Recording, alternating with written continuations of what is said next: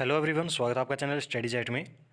हरियाणा में हिसार के अंदर एनिमल अटेंडेंट या फिर फार्म अटेंडेंट की वैकेंसीज़ निकली हैं, तो उन्हीं के बारे में आपको कंप्लीट जानकारी देने वाला हूं।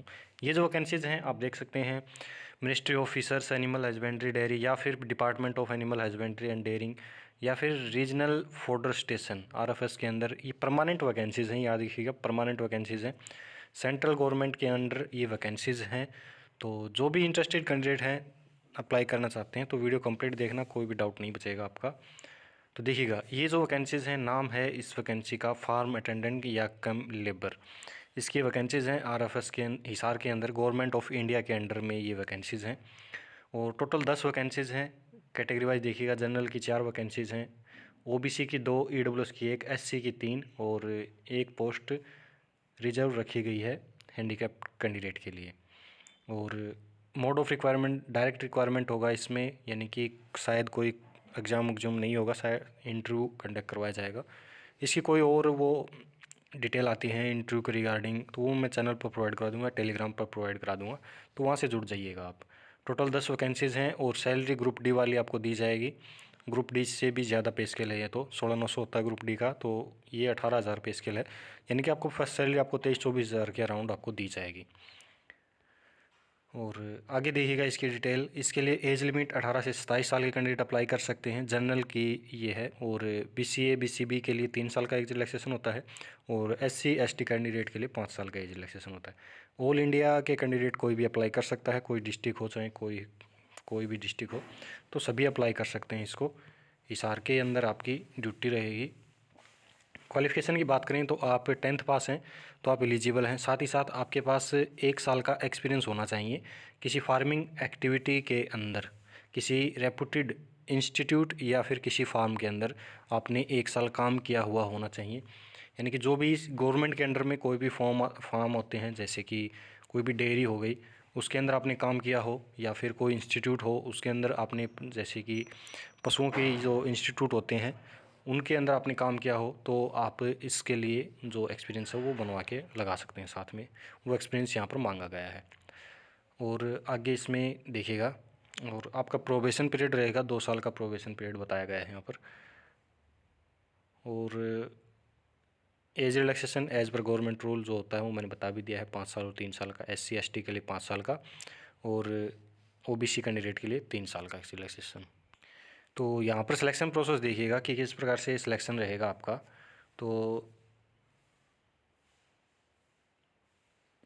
यहाँ पर कोई फिक्स नहीं बताया है कि आपका पहले डॉक्यूमेंट वेरिफिकेशन होगा या फिर स्किल टेस्ट होगा या रिटन एग्ज़ाम होगा, तो अभी कुछ फिक्स नहीं बताया है। यहाँ पर कहा गया है कि अगर आप जो एप्लीकेशन है, अगर बहुत ज़्यादा कैंडिडेट फॉर्म फिलअप करते हैं तो आपका रिटन एग्ज़ाम कंडक्ट करवाया जाएगा, रिटन या प्रोफिशिएंसी टेस्ट आपका कंडक्ट करवाया जाएगा।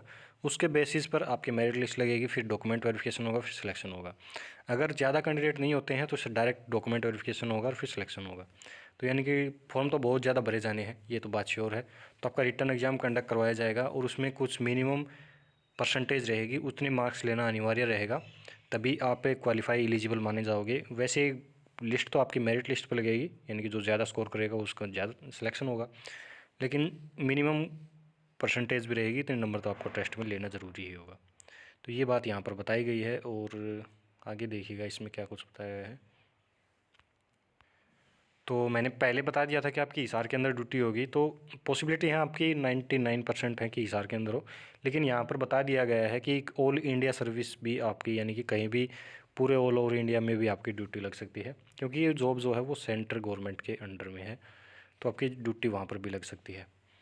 और यहाँ पर बताया गया है this post is permanent and covered under NPS national pension scheme, उसके अंदर भी ये है, यानी कि बुढ़ापे के अंदर आपको पेंशन भी दी जाएगी।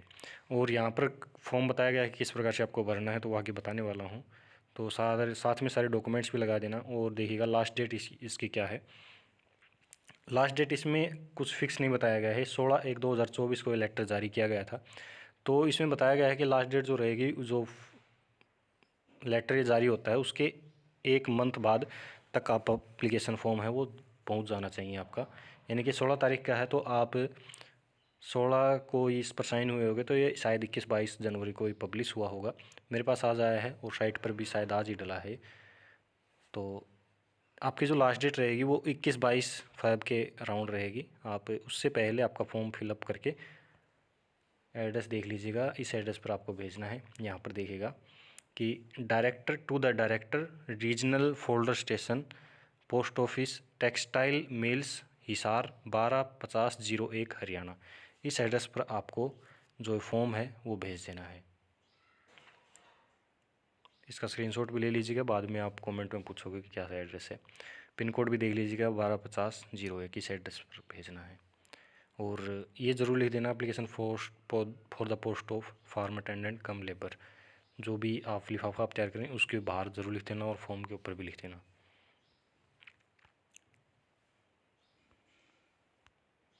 और जो फॉर्म है आपको सिर्फ रजिस्टर्ड या स्पीड पोस्ट के थ्रू ही आपको भेजना है। बाई हैंड आप जमा करवा के नहीं आ सकते। इनकी स्पीड पोस्ट या रजिस्टर्ड डाक के थ्रू ही आपको जो फॉर्म है वो भेजना है।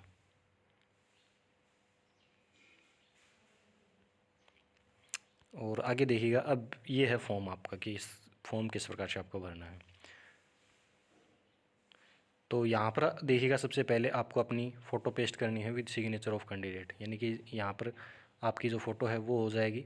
और यहाँ पर आपको इस प्रकार से साइन कर देने हैं टेढ़े, यानी कि आधे फ़ोटो के ऊपर आधे आपको नीचे इस पेज पर हो जाएंगे, इस प्रकार से साइन कर देने हैं। और फिर नेम आपका पहले यहाँ पर नाम आ जाएगा, सारे कैपिटल लेटर में भरना है। यहाँ पर आपका नाम हो जाएगा, फादर नेम हो जाएगा, और आपकी डेट ऑफ बर्थ क्या है वो आ जाएगी। फिर नेशनलिटी इंडियन हो जाएगी, धर्म आप हिंदू मुस्लिम जैन क्रिश्चियन जो भी हैं आप वो बता देना है। फिर जाति आपकी कास्ट कौन सी है वो बतानी है। और यहाँ पर आपका एड्रेस हो जाएगा, जो भी एड्रेस आपका। और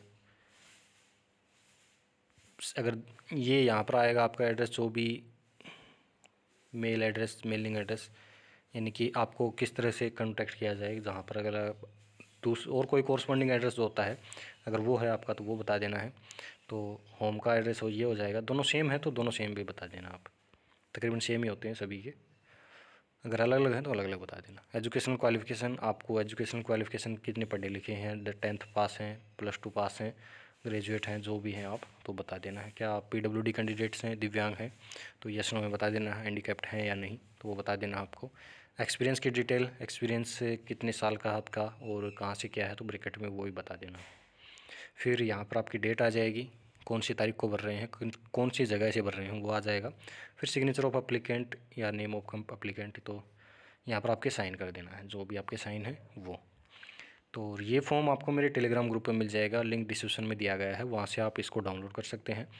और कोई डाउट हो तो वहाँ पर पूछ लीजिएगा या वीडियो के नीचे ज़रूर कमेंट कर देना, आपके डाउट दूर करने की पूरी कोशिश करूँगा। और चैनल को सब्सक्राइब नहीं किया तो प्लीज़ सब्सक्राइब कर लें, वीडियो को लाइक कर देना, शेयर कर देना, और कोई डाउट हो कमेंट सेक्शन में पूछ लेना। तो मिलते हैं नेक्स्ट इसी प्रकार के अपडेट में, और कोई अपडेट आएगी तो चैनल पर प्रोवाइड ज़रूर करा दूँगा मैं। तो मिलते हैं नेक्स्ट इसी प्रकार के अपडेट में, धन्यवाद।